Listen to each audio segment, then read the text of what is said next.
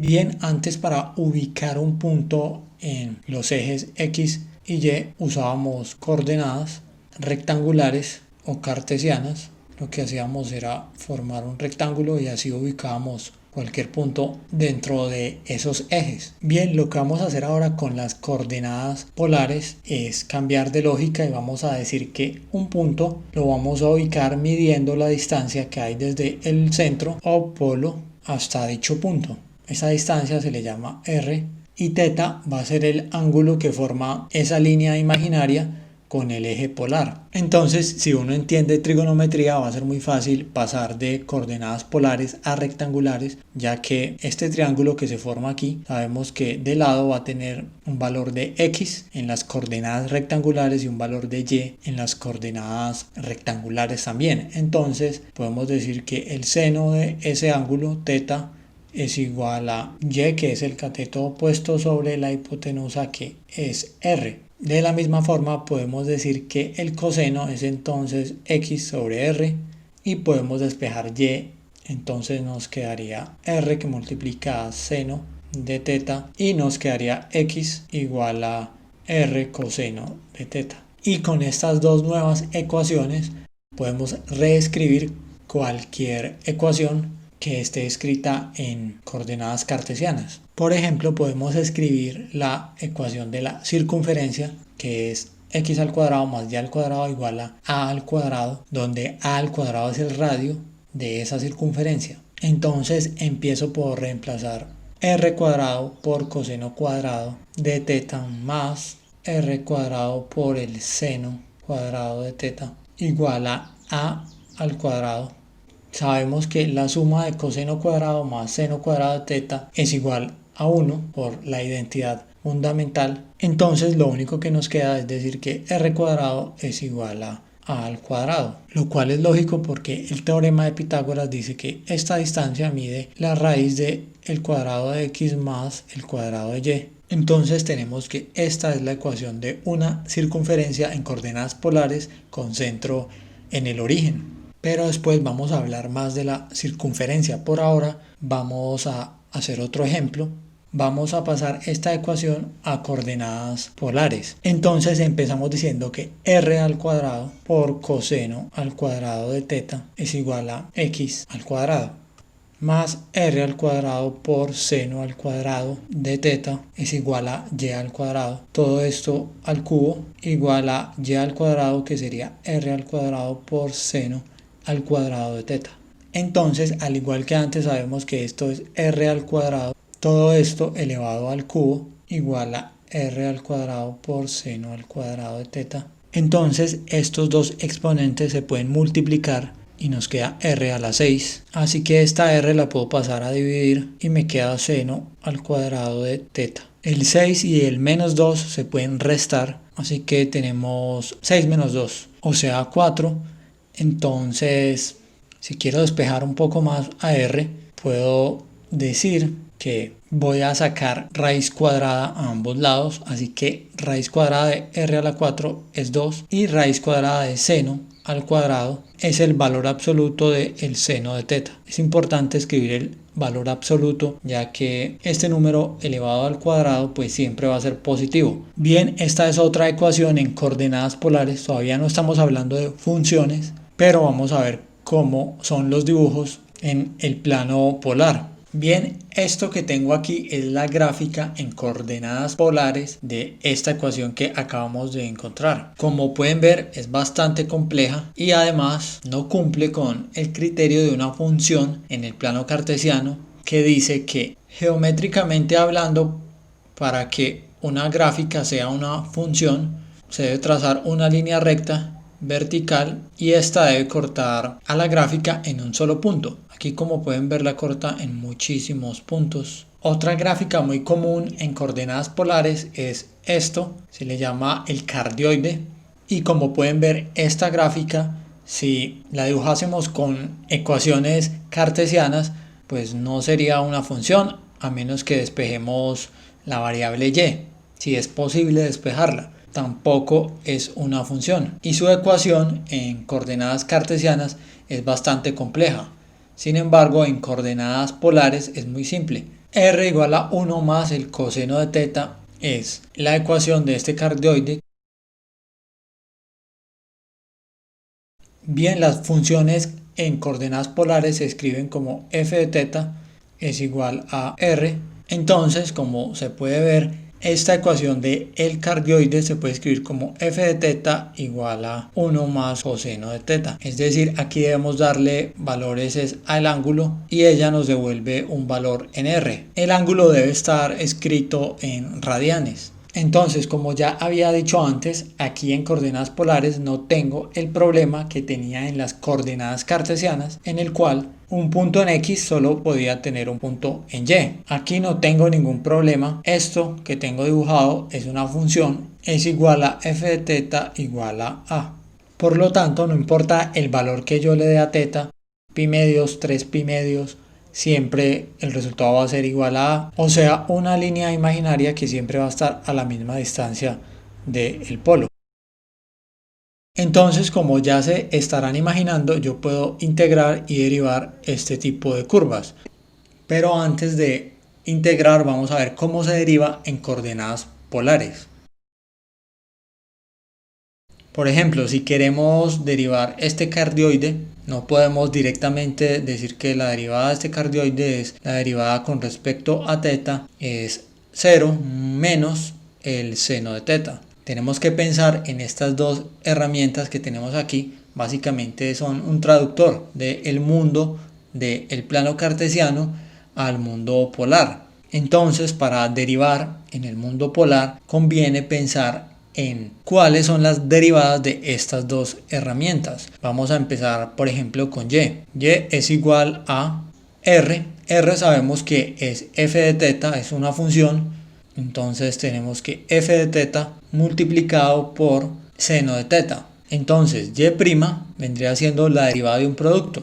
Como la derivada de ese producto no me cabe aquí, voy a correr esto un poco más y derivo f' de teta multiplicado por el seno de teta más, escribo f de teta sin derivar, multiplicado por la derivada del seno de teta, que es coseno de teta. Ahora puedo hacer lo mismo con x, derivo esta ecuación como la derivada de un producto, o sea, x' es igual, derivo implícitamente f' de teta y lo multiplico por el coseno de teta sin derivar. Ahora sí lo sumo con f de teta sin derivar y lo multiplico por la derivada del coseno, que es menos seno, así que este signo me cambia. Pues bien, estas dos cosas que tenemos acá son las derivadas de cada una de estas herramientas que nos sirve para transformar del plano cartesiano al plano polar. Entonces ahora es donde nos va a servir la notación de Leibniz, que dice que la derivada de una función es igual a la derivada con respecto a y sobre la derivada con respecto a x. Entonces lo que nos está diciendo esto es que si yo derivo a y con respecto a teta y derivo x también con respecto a teta, pues obtengo que esta es la derivada en coordenadas polares. Entonces, para que se entienda cómo vamos a usar esto, si se quiere, son una especie de fórmulas, pero entonces vamos a derivar el cardioide.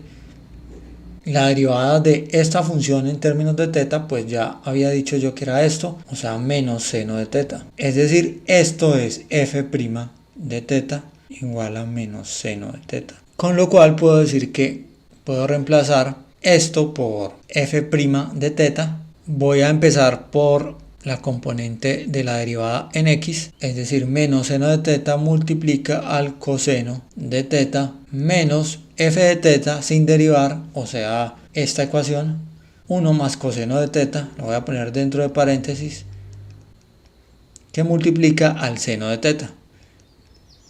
Ahora voy a derivar mi componente en y. Entonces primero escribo la derivada de f' de teta menos seno de teta por seno de teta, o sea que lo puedo escribir al cuadrado de una vez, más, porque la fórmula nos dice más, f de teta, que es 1 más el coseno de teta entre paréntesis, que multiplica a el coseno de teta.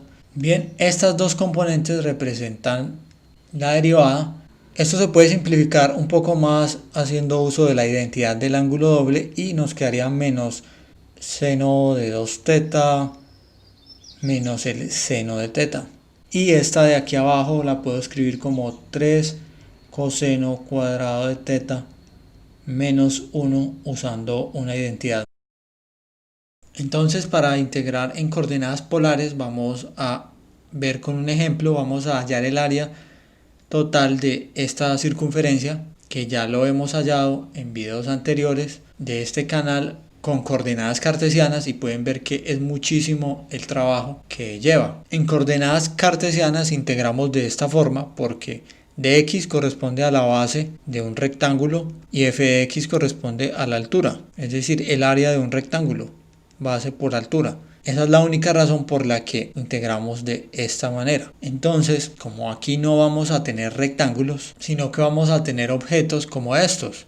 Imaginen una línea que va del centro, o sea, desde el polo, hacia cualquier parte de la circunferencia. Lo que nos queda es un objeto como este, es prácticamente como rebanar una pizza, y hacemos lo de siempre en el cálculo integral, que es rebanar muchísimas veces y luego sumarlos. Entonces, lo que necesito es conocer el área de esta sección circular, así se llama, para sumar todo y encontrar el área. Entonces el área de esa sección circular es un medio de r cuadrado por teta. ¿De dónde sale esta fórmula? Pues es muy fácil de recordar si uno piensa que el área de una circunferencia es pi por r al cuadrado. Si yo quiero saber cuál es el área, pero de solo un sector de esa circunferencia, no de toda, pues lo multiplico por un ángulo del sector que yo quiera conocer. Ese ángulo debe estar en radianes, ya que radianes sí es un número real, es decir, teta es solo un sector, y lo divido entre la vuelta completa en radianes, que es 2pi, y ahí está, simplemente cancelamos y nos queda un medio de r cuadrado por teta.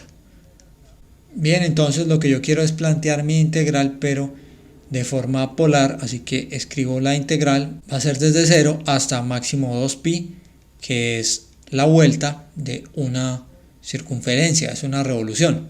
Es decir, no puedo integrar de 0 hasta 4pi, porque eso ya serían 2 vueltas. Y escribo un área de un solo sector, o sea, un medio de r a la 2 por, ya no teta, sino de teta, porque voy a coger un ángulo que va a tender hacia 0. Bien, entonces esto es todo lo que necesitamos para integrar en coordenadas polares esta fórmula. Ya sabemos que r al cuadrado va a ser la función f de teta. Hay que elevarla al cuadrado. En el caso de la circunferencia teníamos que la ecuación es r igual a, porque si saco raíz cuadrada a ambos lados, pues obtengo r igual a a. Entonces la constante la dejo por fuera, un medio, integro de 0 a 2pi, que es la vuelta completa. Observen que ya no tengo que hacer lo que hacía antes, que es integrar desde menos a hasta a, porque la circunferencia completa no era una función. Aquí no tenemos ese problema, la circunferencia es de radio a, así que elevo a al cuadrado y lo multiplico por d teta.